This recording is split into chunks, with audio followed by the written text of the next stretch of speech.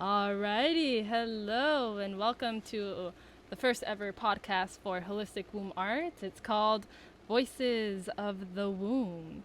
And by womb, I mean yoni, which encompasses the entire pelvic area from vulva and clitoris to cervix and uterus. Um, in this podcast, we'll highlight the voices, stories, experiences, and all adventures pertaining to the yoni. From birth stories and midwifery insights to menstruation and yoni health topics. And in honor of that, we have the amazing Melissa. Okay, she is passionate about helping other women over 35 to reclaim their power and pleasure through creativity, menstrual cycle awareness, orgasm, motherhood, and financial independence. She is that multifaceted. She's amazing. I'm so blessed to call her friend and neighbor. Yes. Actually.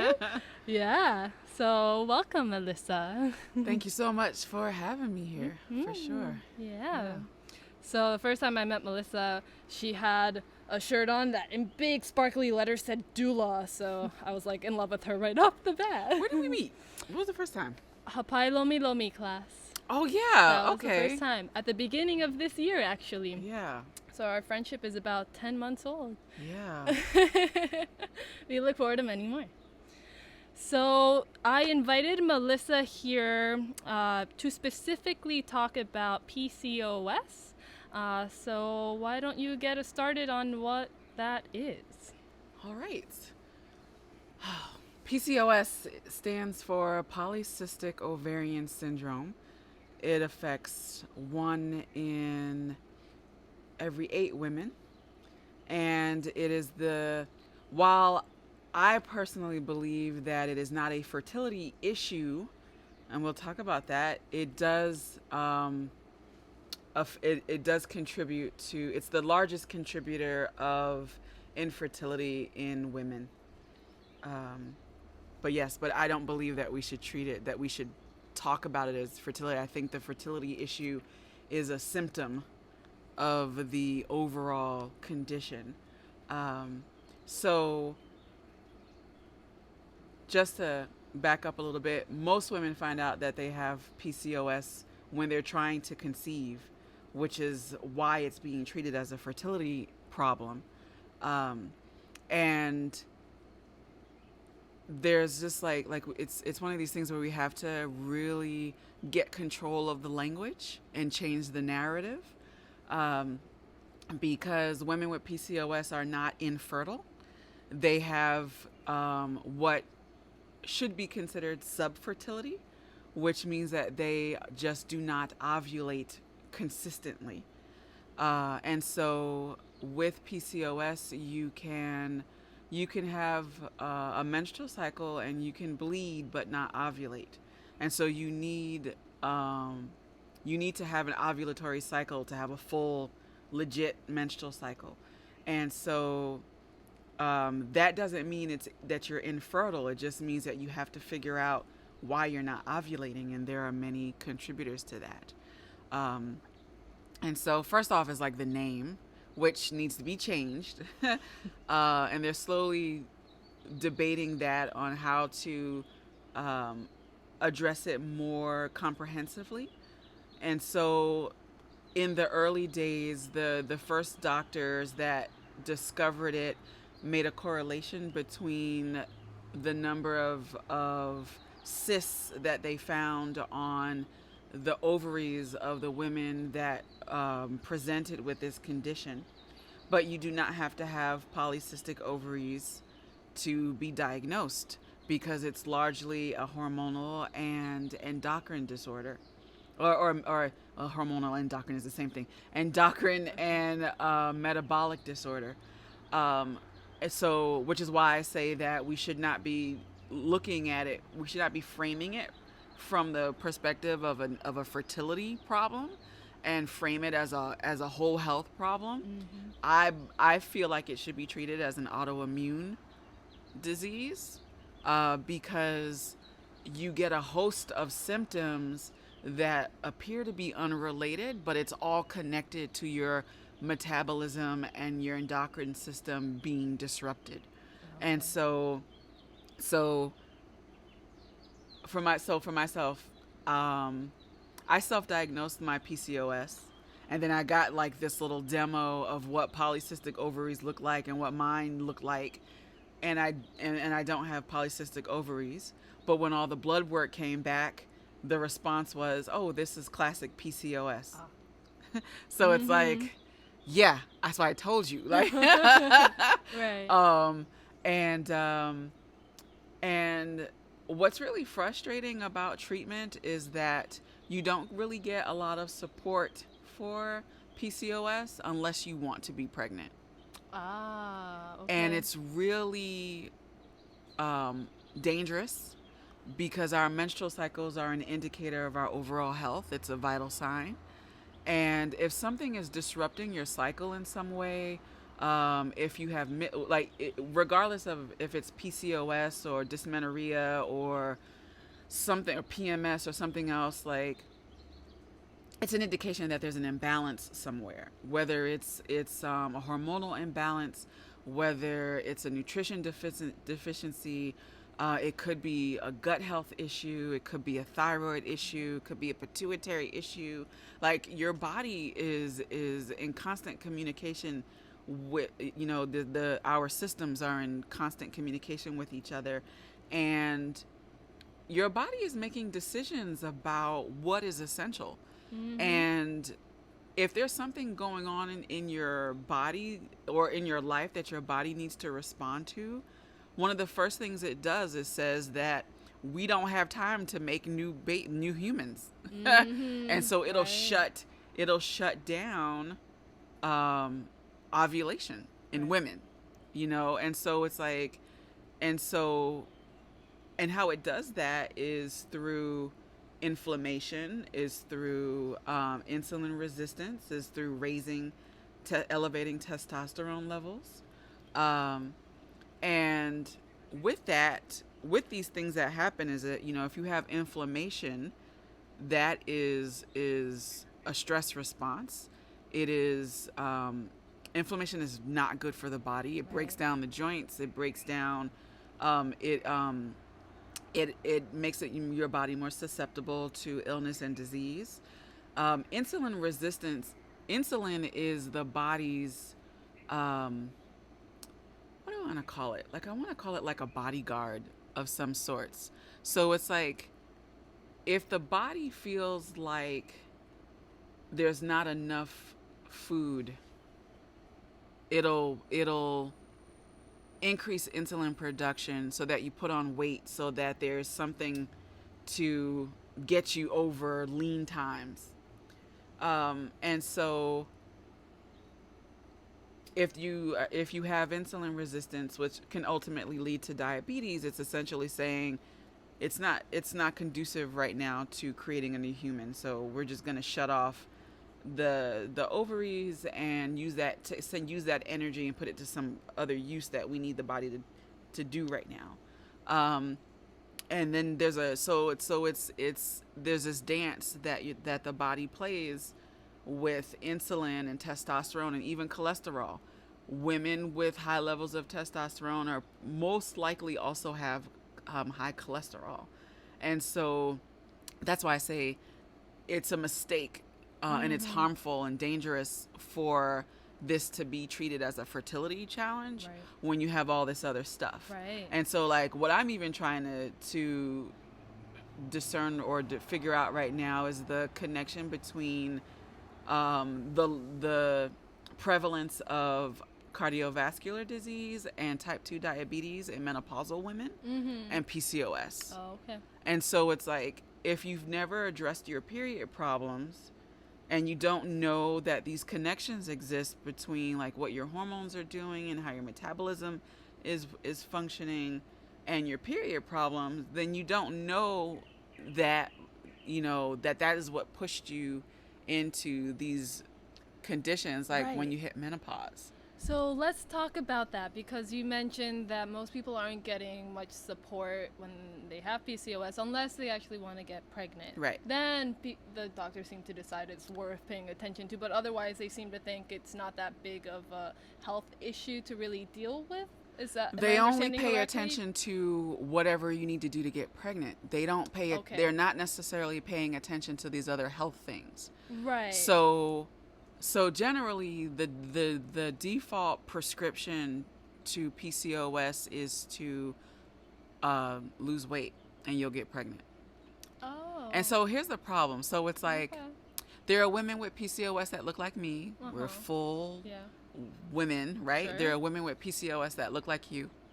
Okay. And so a woman with PCOS that looks like you, I don't need to lose more weight. It's like and so guess what they tell you? gain weight. No, Oh, good luck. There's nothing we can do. pretty much. Oh, wow. Yeah, Okay. yeah. Okay, so that's not enough. That's not sufficient. Right. So it's like your weight gain. So one of the symptoms of PCOS is unexplained weight gain. Okay. Like I gained about 30 pounds in 6 months with no changes to my lifestyle or diet. Okay. And so, but what was happening is that I was responding to stress, which triggered inflammation, which triggered insulin resistance, which shot my testosterone.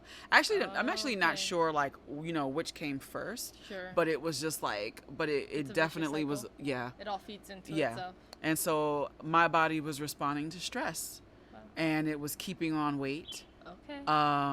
And so it's like the conventional wisdom of eat less, exercise more doesn't apply to women with PCOS. That's Or not or really people it. with PCOS, I should Right. say. Okay. And so that's the other challenge too, is because there are specific things that then need to happen for your body to, you have to get your body out of the inflammatory state. You have to get your body, you have to increase your insulin sensitivity. You have to decrease you have to get your testosterone levels back to normal. Right. And so that means that that exercise is going to look very different for the person with PCOS than the person who doesn't have these issues, Right. that just wants to release excess weight. Okay. Yeah. May I? Yeah. Yeah. So I want to kind of pull back a little bit towards the beginning, just for people who maybe don't know what this is, have never really heard of it, or maybe they kind of have.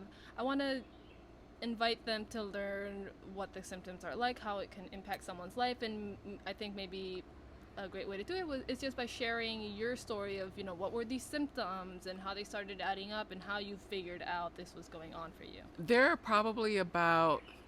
at least like 30 symptoms that are related to PCOS that by themselves don't make sense. They don't go together. So Okay. it could actually take a really long time for you to get a PCOS diagnosis, because the symptoms don't necessarily match with the reproductive issues. Okay. So the most common thing is that there's unexpected weight gain, like there's unexplained weight gain that is hard to get off. You can't take it off despite your best efforts. And then you find that like you might actually be doing all the right things and you're gaining more weight, which happens a lot, which is why it's like you have to really be you have to really like look at yourself individually and run through a checklist of what all might be your triggers for PCOS, because there are several different ways to come to develop PCOS. So it can be brought on by birth control. It can be what they would call secondary infertility. So it's like you could have a baby and then be trying for another one, and then there's like 2 or 3, 4, 5, 10 years and you're still not pregnant. And then that's when they figure out that that you got pushed into PCOS after the birth of the first child. My cousin actually has what they call lean PCOS, and that would be like someone of your stature, and she actually didn't know that she'd had PCOS until she went for an ultrasound during one of her pregnancies, and she has 3 kids. So like this is the other thing too, where it's like where the message being put out there is that you're infertile, But like, Right. you're not infertile. My cousin has 3 kids that she Right. conceived naturally, and she didn't even Right. know She didn't know. that she had PCOS until she was doing the ultrasound, and they were like, "Oh, look at all these cysts on your ovaries." Oh, and then You so know, from there, did they do blood work? Because you were saying you don't necessarily have cysts on your ovaries if you have PCOS, but if you can you have, cysts on your ovaries and not have PCOS, right? yeah, So yeah, because these follicles form and then do Right. whatever as a natural ovulatory process. right. Most people come into it with unexplained weight gain, hirsutism.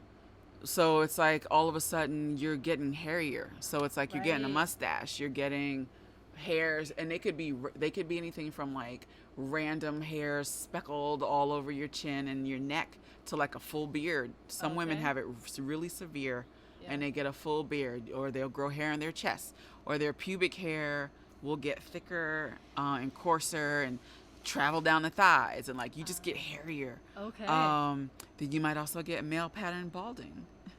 Oh, So your more hair, less hairline, hair. your hairline will start to recede, or like it'll thin out. It'll start to recede. You could develop GERD. There's a hearing loss thing that some people get. That's why I say like it's crazy Right. the symptoms that come up, because they seem unrelated. Which is why it's like this is Right. not a fertility issue. Right. Why would you connect GERD to PCOS that everybody's telling would. you is a fertility issue? Right. Or Um, hearing issues. I would or never think hearing it has to do with issue. my hormones. Yeah. And so there could just be like cystic acne. Like the cystic acne is directly related to testosterone. So like that would make sense. So anyone who's having who has like a lot of acne, especially if you're getting acne, just like think about like where men grow hair, Right. that you would. Do you think it froze? You'll edit that. Yeah. That's okay. We'll just have 2 videos. Audio keeps going. Yeah. So just like where a man grows a beard, if you're getting acne in that like beard area, you most likely have your testosterone is probably a little elevated. Okay. And so that's worth looking into. Mm-hmm. And so some people have so it's inflammation, it's birth control, it's insulin resistance, and there might be estrogen excess or dominance. And so those are generally the typical like the underlying causes. Okay. There is some research that's out right now where they feel like where they have noticed that those with PCOS test positive for the that Malarian, what is it called? It's like I think it's something Malarian hormone thing. That has to do with androgens, right? Yeah. So if you're testing positive for that, then there's the likelihood that is what is causing. So they're like trying to develop a drug to address that. Okay. And so you can also develop arthritis or bursitis. That's why I said treat it like an autoimmune disease, because the inflammation is showing up in Right. different. Like I developed GERD, bursitis in my knees, insulin resistance, had high inflammation. There's a thing called Cushing syndrome, which they said I didn't test positive for, but I feel like I had it, and it's basically like where you get like a kind of hump in your back. Because I felt like because that area was significantly puffier 2 years ago than it is now, but apparently like I didn't test positive for it, but I still feel like I had it. And so like that'll develop. One indication of insulin resistance is hyperpigmentation in your neck, armpits, groin area. That's tricky like because those parts tend to get darker anyway. yeah, but if you get like all of a sudden you get like this dark cast, where you're like, I scrub it, it's not coming off, like, yeah, that's a sign of insulin resistance. Okay. And skin tags and hyperpigmentation are a sign of insulin resistance. And so yeah, so a lot of people with PCOS experience varying levels of depression. You can develop sleep apnea. So that's important. It's important for people with PCOS to get tested for sleep apnea. Also for expectants too, because you can develop sleep apnea during a pregnancy. And yeah, like it's just such this long list that makes you feel like you're a hypochondriac, or you're just banging all this stuff up. And that's why I advocate for it not to be treated as a fertility problem, but a whole health problem. Like, treat this as an autoimmune disease, because your body is essentially breaking down, and like it's not in stasis, because all these things are going on. Right. So yeah, okay. Like it's exhausting. Yeah, that is so much ground to cover, and things to try to make sense of for yourself and your own life. So that's why I invited you on here. You've done a lot of work to piece all these things together that are hard to make sense of, and it's all over the place, really. Yeah. Can you help us make it really clear for our magical listeners how PCOS is diagnosed? You did mention, ultrasounds can be part of it, also blood work. That's primarily it. So work, it's like, so you can't go by the ultrasound alone, because you may not have polycystic ovaries. Right. Or you can have cysts and not have it. Generally what happens is how people find out that they have it is that they have been trying to conceive for 6 months or longer without success. Right. And then the doctor will run the tests. Okay. And so they basically just do the reproductive hormone panel of testosterone, all the testosterones, because there's like testosterone, free testosterone, DHEA. They'll look at the progesterone, usually also too, which is part of the anovulatory cycles, is that if you have PCOS, you probably also have low progesterone. So that also needs to be looked at, because if you're trying to conceive and you're not making enough progesterone, baby's not going to stick. Right. Another thing that doesn't get discussed also too is the luteal phase. Because if your luteal phase is really short, that baby's not going to stick. Like the embryo is not going to stick. Do individuals with PCOS tend to have shorter cycles? No, they tend to have really long, irregular cycles. So, but you actually have to know the phases of the menstrual cycle, right, to be able to chart where you should be, right, in your cycle, to know if your luteal phase is too short or too long. Right. But it just depends. So like, it's the problem like too, where it's like, because you can bleed and not ovulate, you can think that you're like supposed to be getting pregnant now because you should have ovulated. But you need to know you need to have an understanding of all the phases of the menstrual cycle and be charting it, so that you can figure out what the issue is. Right. And so some of that, and it's like when you do your blood work, like menstrual charting is really important, because it will help to know where you are in your cycle when you go do the blood work. So you can get an accurate indication of what your FSH and FH and the whole alphabet list of the hormones that manage the reproductive cycle. You should get your thyroid tested. And so the thyroid thing is really controversial, because your thyroid panel could come back normal, but it might not really be optimal. Okay. And so I encourage people to do the basal body temperature That's the check best way. because if your temperature is clocking in at less than 97 degrees, you have a thyroid issue. Yeah. Oh, okay. And so it feels like a lot. It feels like really, really overwhelming, Yeah. but there's technology, and like once you get the education and you get the hang of it, where you're learning how to track your fertility Right. with your temperature, with your cervical mucus or fluid, with the position of your cervix. It gets manageable it Right. becomes effortless over time to be able to be like, Okay. I know what my body is doing when. Right. And then you can better figure out, how you want to resolve the symptoms. Sure. Yeah.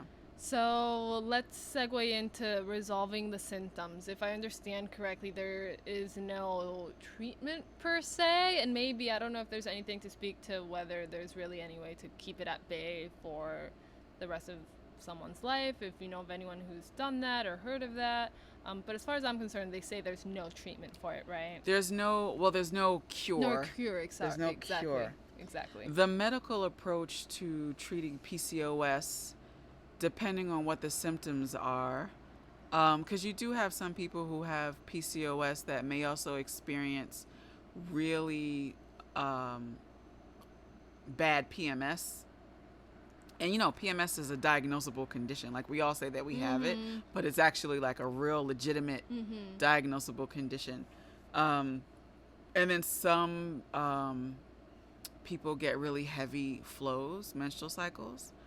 And so depending on the situation, if you're generally what they do is that if you're having really rough PMS and heavy flows, they'll put you on birth control, on hormonal birth control. But hormonal birth control does not fix. First of all, it's not giving you a period. It's with any bleeding. Like it's not necessary to have any kind of bleeding on birth control because your body is not doing that naturally. Like that, it's like the birth control is turning off your hormones. So anything that is coming out of you that looks like blood is a withdrawal bleed from that hormonal birth control. Right. But like, they've been using birth control to manage hormones forever. Not necessarily to prevent pregnancy, but to manage all the symptoms. So that's what most people are offered? That's what most people are offered. Okay. If you are overweight, they'll tell you to lose weight. They will generally put you on a diabetes medication called metformin. Is that preemptively or if you are testing, if you have insulin resistance, they will suggest that you go on metformin. Right. A lot of women will swear that metformin got them pregnant, which I don't like. I'm not gonna argue with, but it just means that it just increased their insulin sensitivity, which helps triggered ovulation. Better. Yeah. Sure. Okay. And so if you have hirsutism, they might prescribe one of the anti-androgens that deal with that. We're already up to 3 medications here. Yeah. And then like whatever other symptoms you have is just medication for that. Okay. So, sure. Right. So dealing with the symptoms individually. Yeah. Is what can be done medically. Right. So, but that's problematic because it's not addressing the fact that a lot of the issues with PCOS are nutrition and lifestyle related. So let's get into that, what you have found about the holistic picture. Okay. So in general, happy periods need, for you to have like I would say like a peaceful period, where, so like in general, like what are our period problems? Fatigue, irritability, and cramps, sugar cravings, cramps, heavy flows, depression, like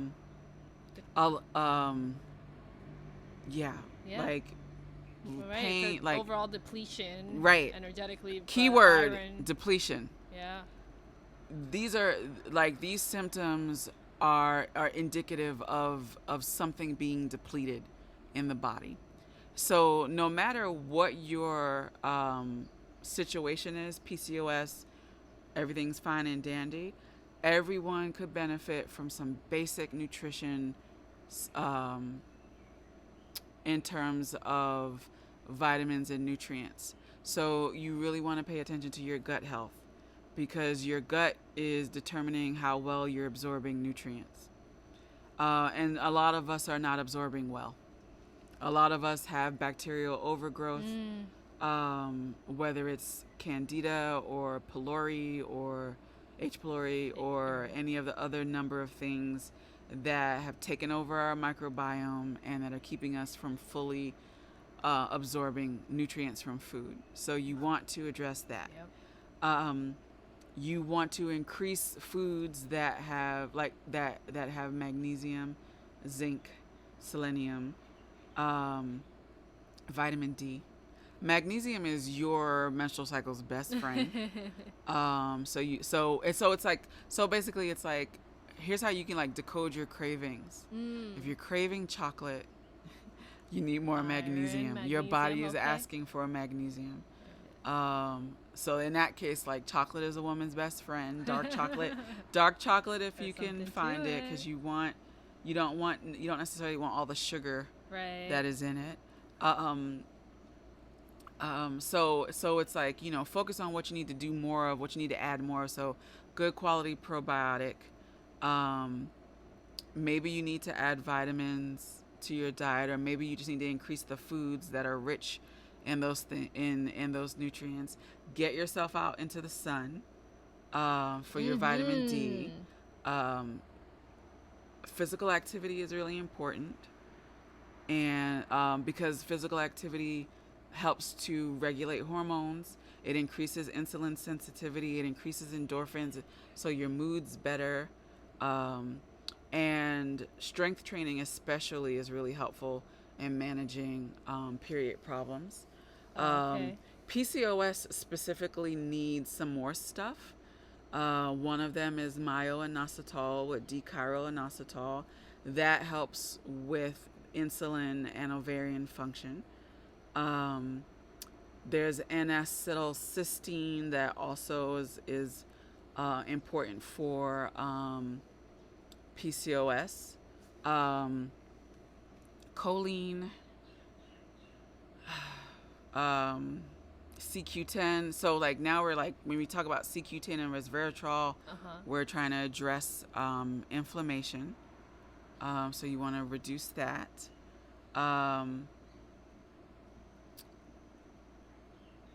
If you have heavy flows, you probably have either or both of estrogen dominance and low iron. So that would be something that you'd have to figure out. How you know if you have estrogen dominance is that during PMS, your breasts get really sore and tender. Like, that's estrogen.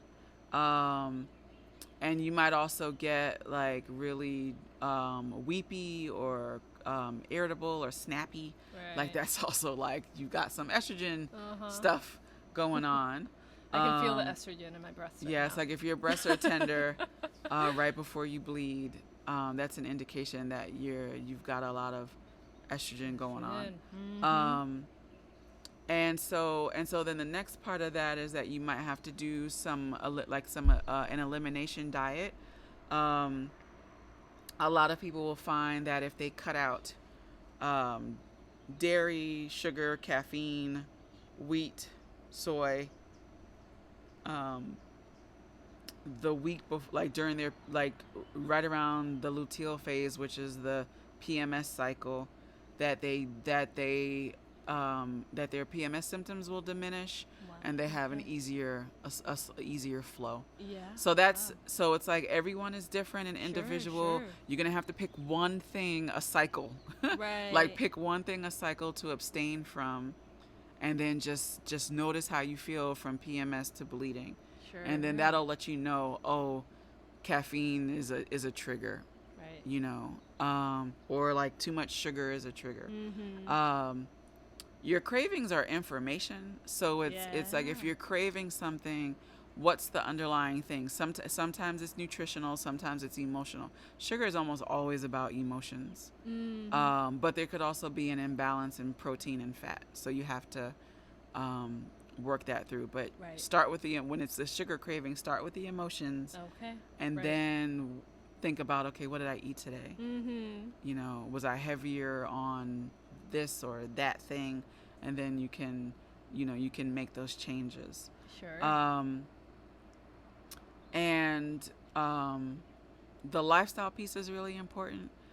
You know, a lot of us really don't consider the impact that our choices and our environment have on our well-being, and especially our menstrual cycle. So like one of the things that I do when I talk about, because I talk about making peace with your period, right? Yeah. And so when I listen to what people say during their PMS, so it's like I had one person say that when they're PMSy, they want to cut people's heads off. Yeah. Like literally, like full of everyone's gonna rage. die, right? Yeah. And so and so for me, like, that's an issue of boundaries. You're not making requests, Right. you're not setting good boundaries, and you probably also are not in receiving mode. Right. So try those things, Yeah. and then see how it shifts for you. So these are things that we have to pay attention to if you are in an unhealthy relationship or an unhealthy job, or you live somewhere and the environment is not conducive to your health and well-being. All these things are factors. You know, if you don't have good relationships if you don't have good friendships, if you don't have hobbies, if you feel isolated, if there's no pleasure, no joy, no abundance in your life, like all those things are going to impact your menstrual cycle. Right. So that's why I say like we really have to address it. I think we have to consider it an autoimmune disease if you want to address it from the health and nutrition aspect, and then look at all this lifestyle stuff that has to occur. Like, what changes do you have to make in your life so that you feel more connected and in tune with your body?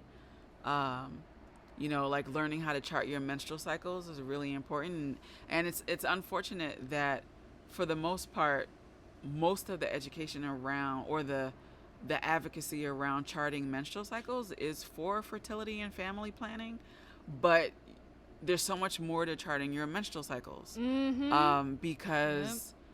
Because your menstrual cycle, like I teach cycle syncing, so I actually talk about how to use each phase to plan out your life. Yes. And so it's like, you know, if you're like you have 4 cycles or 4 phases to the menstrual cycle.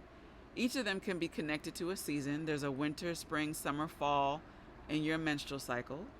And so if you take the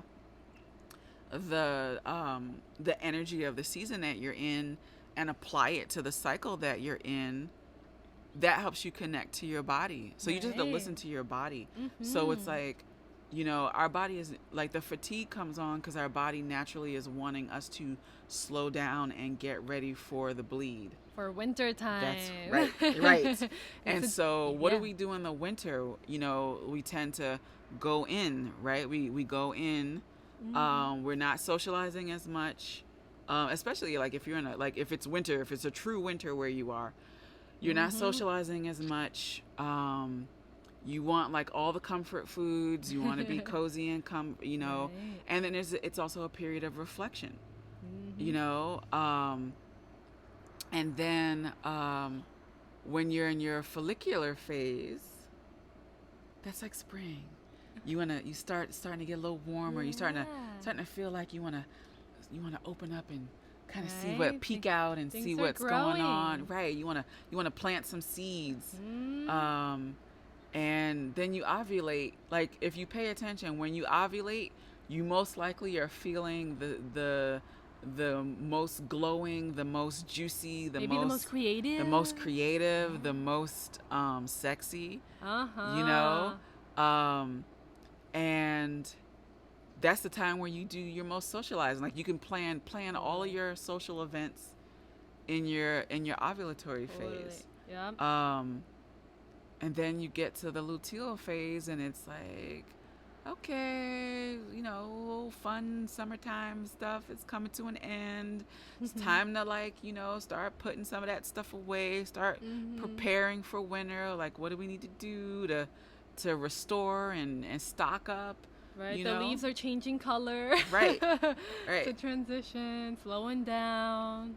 Right. So obviously, you know, you won't be able to do all those things when you want to. That's not what that means. It just means like being aware of how your body is responding based on what phase you're in, and also tuning into what your season is.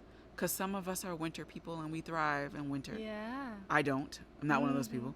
But I like, you know, some of us are autumn people. Just think about like where in the seasons of the year do you feel like this is my time? Yeah. You know, like apply that to your menstrual cycle.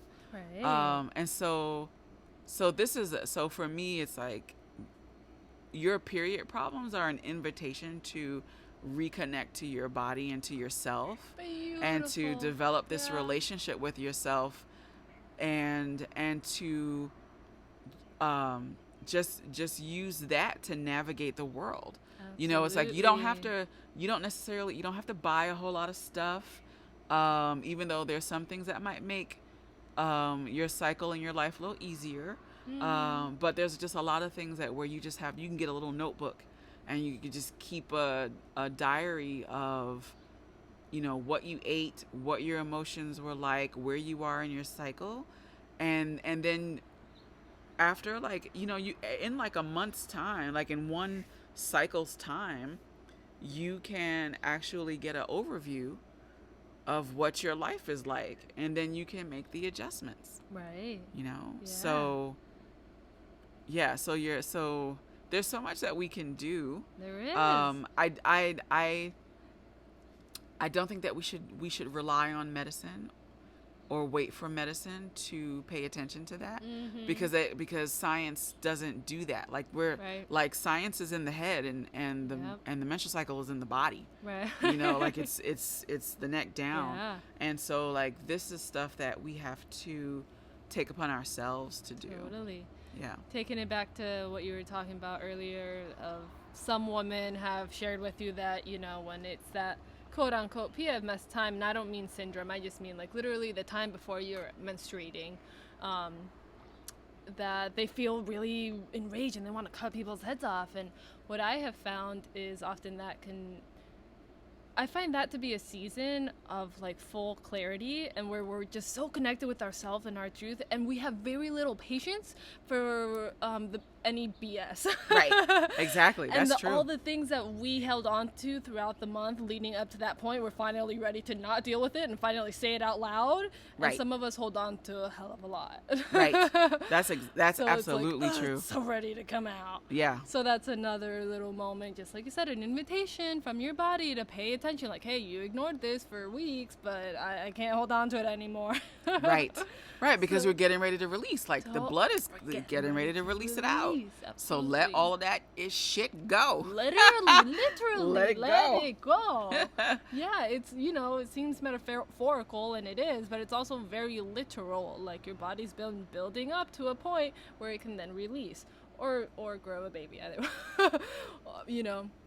But yeah, I love that you brought us down to that level, all the way from PCOS, which seems, you know, like so overwhelming. What do I do? Down to like, hey, what you do every day from moment to moment, and how you connect with your being and listen to those messages from your being make a difference in the journey with this, you know, huge thing of PCOS that can seem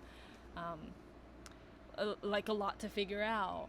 So thank you for taking us on that big journey. You're welcome. I have 2 last questions. One is, What do you want everyone who has PCOS or suspects they do to know about? A little message you send them off with. PCOS does not equal infertility. Okay. And I personally feel it's an invitation to it's a reclamation. Yeah. To reclaim your body, to reclaim your hormones, to unpack all the stories that you have internalized around pregnancy and motherhood and sex and periods. Because that's also something that we don't do. Like, we have these messages that you're built for it, so you're supposed to be able to get pregnant. Yeah. You know, or this idea that if it doesn't happen by 30, then it's just never going to happen, or I'm going to be too old. And I'm 39, going to be a first time mom, and I'm going to tell you that it's all BS. It's all BS. Yep. And so, you know, like, we have a lot of messaging to unpack around our menstrual cycles. Like, we bleed for about 30, I'm coming into my fourth decade. I'll be coming to my fourth decade of bleeding. Like, as long as I am bleeding, I can conceive. So it's ridiculous to suggest that I'm old. Right. You know, and it's interesting because it's like the body has already determined that there's a point where they want you to not make any more babies. Yeah. So it's like so it's just fascinating to me about all of this languaging and messaging that we have, because men can make babies until they die, but women actually are like, this is it, like we're done. Right. You know, and so it's like, that should be telling us something, you know, so that if you can bleed from, so I think something's off about the fact that girls are starting menarche at 9, but if you're bleeding, say, from like 12 to 50 and maybe even like 55, right, like, you're fertile. Yeah. You know, like, and so it's just a matter of what your lifestyle is presenting to you in terms of, you know, your desire to conceive or not. But yes, PCOS is not a fertility problem. It is a whole health problem. PCOS does not equal infertility. All right. Women with PCOS are more likely to be able to have more success with conception later in life. So I would say, like, enjoy your 20s and your early 30s, like, live your life. Yeah. You know, like, I feel really good about being a first-time mom at 39 because I have lived a good, like, I've lived, you know, and so I don't, like, so now it's like, I don't feel like this baby is taking anything from my life because I've done the things, you know. And just, you know, nourish your body, nourish your relationships, you know. So, yeah. That's wonderful. Thank you for inviting us all to really pay attention to our body's wisdom and to trust it and connect into that. If it hasn't been your habit to trust that your body is wise, then we're inviting you to tap into that because it's true. Yes. Melissa, tell us, our viewers and listeners, where they can find you and connect with you and all your amazing You services. can find me online at melissadanielle.com, and also look for Women's Health Coach on. I have Women's Health Coach and PCOS Health Coach on Instagram. So you can find me in those places. Right. Or you can also, like, come to Oahu and come hang out. What? Okay, personal invitation for you right there. Come hang out. Yeah, you can hang out with this incredible, magic, beautiful, intelligent woman, and hang around her magicness. So thank you so much. Mahalo. I realized I didn't introduce my name. I am. It just hit me because her name is Melissa Danielle and my name is Daniela. Welcome to first episodes. Welcome to the first of many. So I look forward to your feedback. If you have any questions for me, maybe Melissa, maybe she'd be so kind enough to check in on those questions afterwards. But or you share your experience and how this relates to you, if at all, or maybe your family and friends. All right, we love you guys so much. We hope you have a beautiful day. Mahalo. Aloha. Yeah. Aloha.